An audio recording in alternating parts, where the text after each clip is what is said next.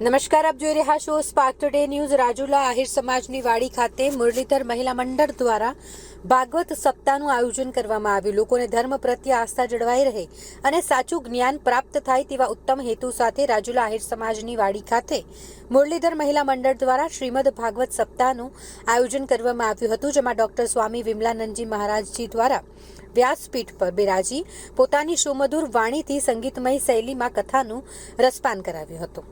તારીખ 9 થી 15 એપ્રિલ દરમિયાન આ શ્રીમદ ભાગવત કથા યોજાઈ હતી। બપોરના સમય દરમિયાન આહિર સમાજની વાડી ખાતે તેનું આયોજન કરવામાં આવ્યું હતું, જેમાં ખાસ કરીને શ્રોતાઓ માટે ડોક્ટર સ્વામી વિમલાનંદજી દ્વારા વિવિધ પાત્રો જેવા કે સમુદ્ર મંથન, વામન અવતાર, કૃષ્ણ જન્મોત્સવ, સુદામા ચરિત્ર, રાસલીલા અને બાળ સ્વરૂપ વગેરે વિશે સાદી અને સરળ ભાષામાં કથાનું રસપાન કરાવ્યું હતું અને ભક્તિનો સાચા અર્થમાં મહિમા સમજાવ્યો હતો।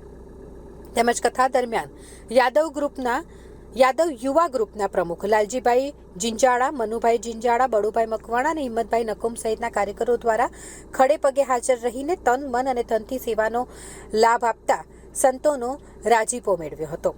સામાજિક અને રાજકીય આગેવાનો તેમજ લોકોની હાજરીમાં કથામાં નામી અનામી કલાકારો દ્વારા સાંજના સમયે હનુમાન ચાલીસા અને સંતવાણીનો લાભ આપતા હાજર શ્રોતાઓ દ્વારા તેમને વધાવી લઈ સુંદર રીતે 7મા દિવસે ભાગવત કથા પૂર્ણ થતાં મુરલીધર મહિલા મંડળ દ્વારા તમામનો આભાર માનવામાં આવ્યો।